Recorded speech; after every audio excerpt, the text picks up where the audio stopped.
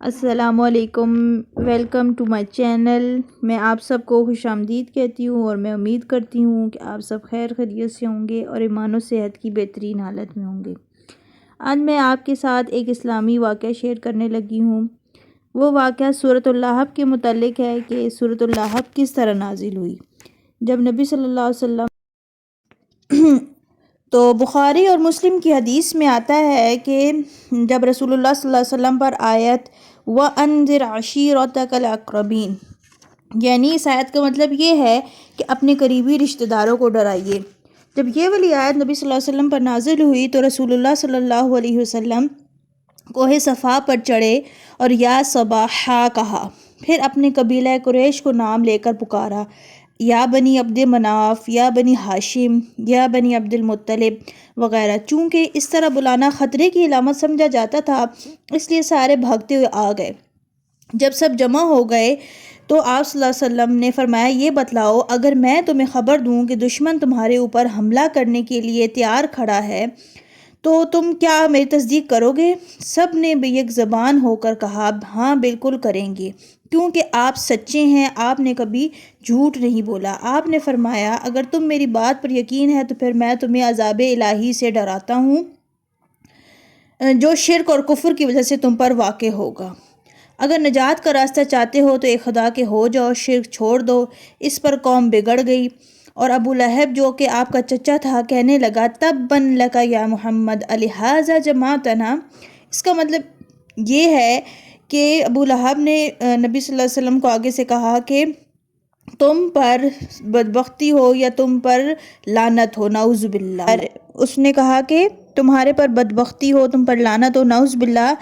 کہ تم نے ہمیں اس مقصد کے لیے جمع فرمایا کیا ہے، اور پتھر اٹھا کر آپ صلی اللہ علیہ وسلم پر پھینکا اور گالیاں دیں۔ پھر تو یہ نبی صلی اللہ علیہ وسلم کی مخالفت اور دشمنی پر کمر بستہ ہو گیا۔ جب نبی اکرم صلی اللہ علیہ وسلم لوگوں کو تبلیغ کرنے کے لیے تشریف لے جاتے، یہ آپ کے پیچھے پیچھے چلتا، آپ کو پتھر مارتا اور کہتا،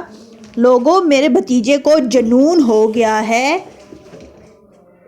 مطلب یہ کہ اس نے پھر سے آپ صلی اللہ علیہ وسلم کے ساتھ اس نے ایک دشمنی بنا لی۔ جب اس نے دیکھا کہ نبی صلی اللہ علیہ وسلم اس طرح جو ہے کر رہے ہیں، دعوت دے رہے ہیں اپنے دین کی، تو اس نے دشمنی بنا لی۔ ہم جو سورۃ اللہب پڑھتے ہیں نا، یہ اس کے اندر ذکر ہے ابو لہب کا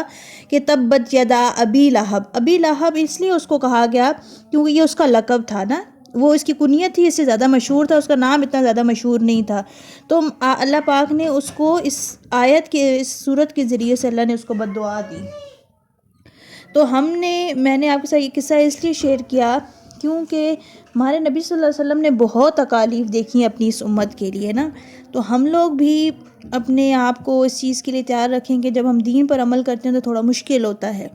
لیکن جب ہم مستقل اس پر عمل کرتے ہیں تو انشاءاللہ اللہ پاک ہمارے ساتھ ہوتے ہیں اور ہماری مشکلات آسان کر دیتے ہیں۔ تو وہ اسی طرح اس نے جو ہے نا ابو لہب نے ہمارے نبی صلی اللہ علیہ وسلم کے ساتھ کیا، ان کے ساتھ بہت اس نے تکلیف دی، اس نے بہت زیادہ آپ صلی اللہ علیہ وسلم کو تنگ کیا، بلکہ یہ دیکھیں نا، تباً لک یا محمد، اس نے آپ صلی اللہ علیہ وسلم کو بد دعا دی۔ تباً لک یہ بد دعا کے کلمات ہیں عربی کے، تو مسلمانوں کے دلوں کو بہت رنج پہنچا اس بات سے، لیکن ان کو پتہ ہے کہ ہمارے نبی صلی اللہ علیہ وسلم تو نہیں کہہ سکتے تھے، بد دعا نہیں دیتے تھے، اس لیے انہوں نے اللہ تعالیٰ نے یہ صورت نازل فرما دی تاکہ اس کے ذریعے سے مسلمانوں کے دلوں کو بھی تسلی ہو کہ اللہ دشمنوں کے ساتھ کیا کرتا ہے۔ اور پھر ہم نے ابو لہب کا انجام بھی دیکھا کہ ایک وقت جب غزوہ بدر کے بعد اس کو کہتے ہیں کہ ایک طاعون جیسی بیماری ہو گئی، اس کے گلے میں ایک گلٹی ایسی طاعون جیسی نکلی جس کی وجہ سے اس کے گھر والوں نے اس کو گھر سے نکال دیا اور اس کو الگ کسی جگہ پر ڈال دیا تاکہ یہ بیماری ہمیں نہ لگ جائے نا، کوئی بھی اس کے قریب نہیں جاتا، اس کا چہرہ بگڑ گیا تھا اور اس کی کتوں جیسی آوازیں نکالتا تھا، یعنی جو ہمارے نبی صلی اللہ علیہ وسلم کے ساتھ جس نے برا کیا، اللہ نے دنیا میں بھی اس کا ایسا اس کو عذاب دیا کہ پوری دنیا نے دیکھا، اور اسی بے کسی کی حالت میں تڑپ تڑپ کر مر گیا، اور 3 دن تک اس کی لاش پڑی رہی۔ جب بدبو اٹھی تب گھر والوں کو اس کی موت کا پتہ چلا اور مزدور بلوا کر اس کو اٹھوایا، ٹھیک ہے، یعنی اس کے گھر والوں نے خود بھی نہیں اٹھایا بلکہ مزدوروں کو بلوا کر اس کو اٹھا کے کسی گڑھے میں کھود کر اس میں پھینک دیا اور اوپر پتھر بھر دیے۔ یہ انجام ہوا دشمن رسول کا۔ تو